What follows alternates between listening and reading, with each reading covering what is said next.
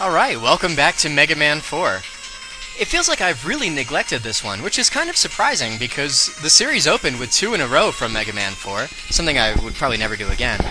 And it became very quickly one of my favorite games in the series once I had a chance to rediscover it on the Virtual Console. So I'm kind of surprised I've neglected it for so long. But don't worry, we're gonna take care of a little business here. Pharaoh Man, who is actually on my list of Robot Masters I could definitely do. Let's see if that's true.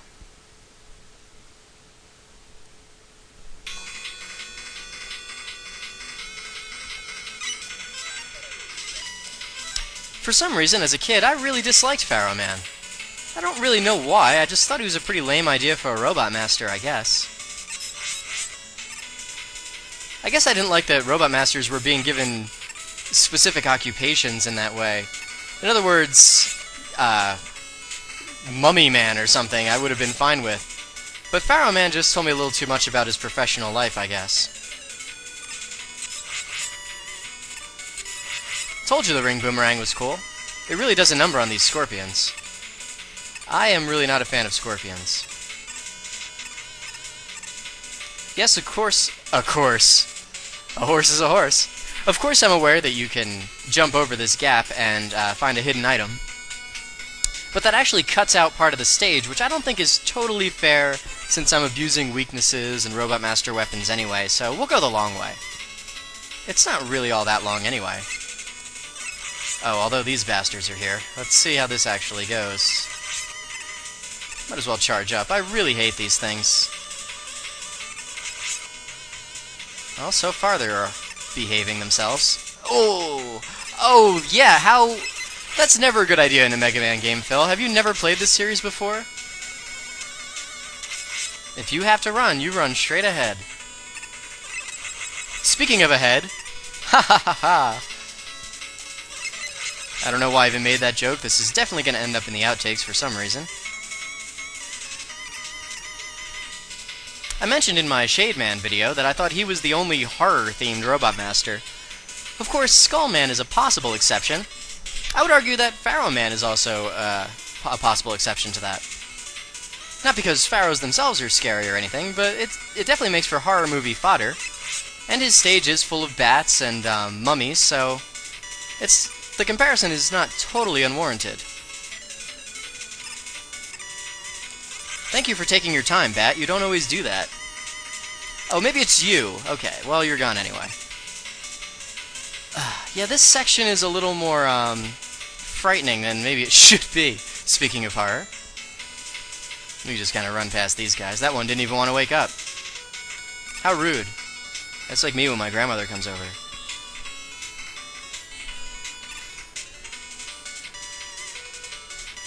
Yeah, more of these guys.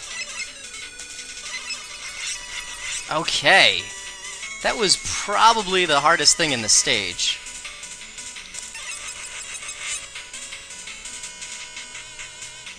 But we're not totally out of the woods. I sometimes panic on these guys and end up jumping into the spikes. Although I think I'm kind of out of the woods now. That might have been the last one.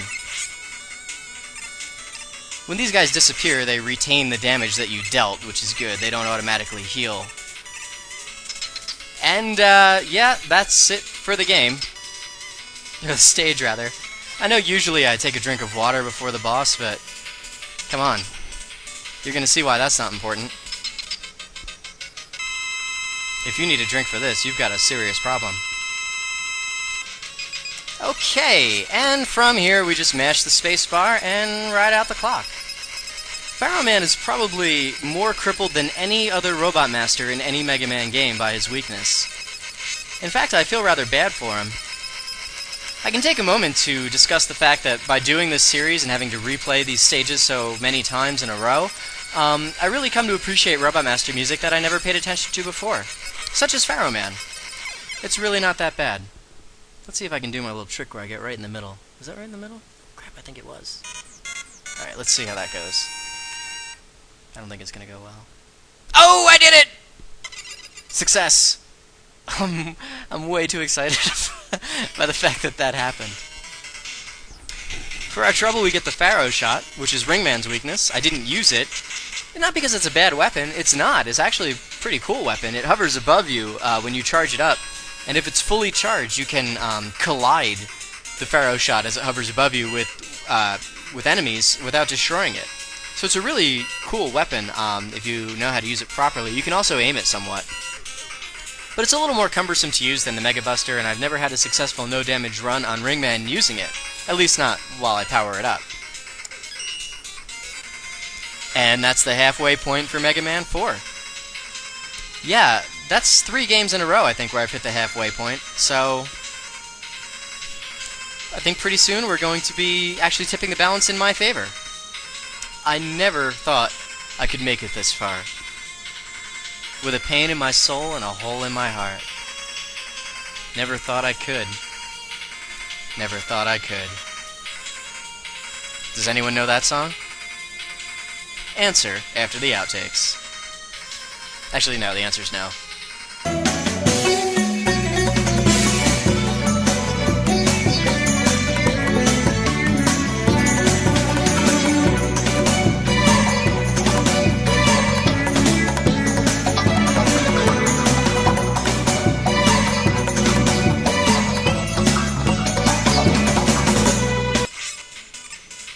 Oh, I guess I can jump over these guys more easily than I thought. I thought I was going to need that ring boomerang. I might not need it at all now. Well, whatever. We legitimately did beat Ringman. Pride before the fall. Can you even die this way? Eventually. I don't know why, but for some reason as a kid, I really didn't like Pharaoh Man.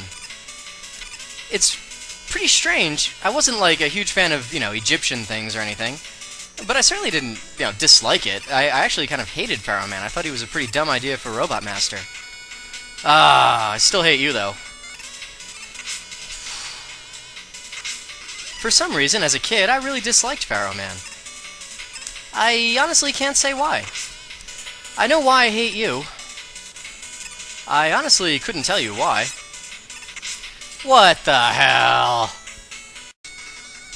Okay, now this is not an outtake, but I'm going to show the branching path that we didn't take through our first run of this stage. It's right over here. It doesn't contain any unique enemies. You recognize these guys, of course.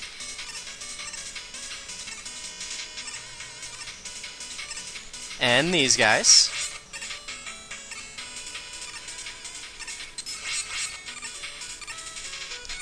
And that's really it. That's the entire branching path. You can jump over this, but the screen won't scroll.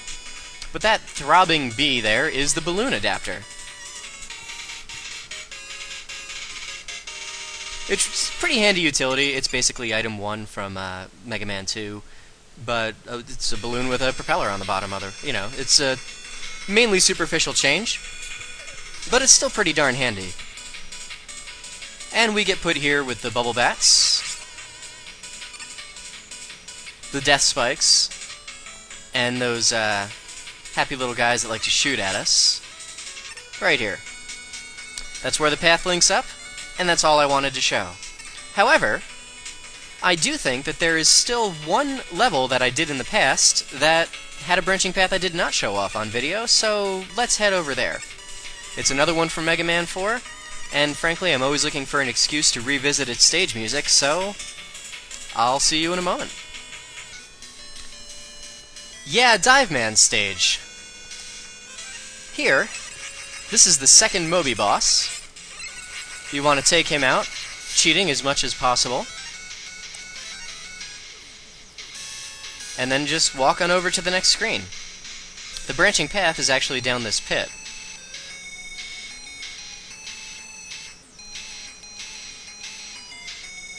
It's a little tough, I guess, it's been a while since I played this stage, to remember the way that the spikes go, but as you can see, there's plenty of margin for error. And let me actually steer away. Usually I land right on top of that thing, but that throbbing W is the wire adapter, which is actually a pretty awesome utility. It may actually be my favorite utility from the entire Mega Man series. It extends overhead, latches onto the ceiling, and basically pulls you up like Batman. It's really kind of cool. Unfortunately, I like the way the water gets a lot darker and murkier the deeper down you go. I think that's actually a pretty nice touch. But yeah, I can't really show off the wire adapter here because there's nothing on the ceiling for it to connect to, but you will notice that after you get it, you're actually put a little further back in the stage. Yeah, unlike Pharaoh Man, this one doesn't move you ahead, and I can prove that it puts you back if we can just make it through here.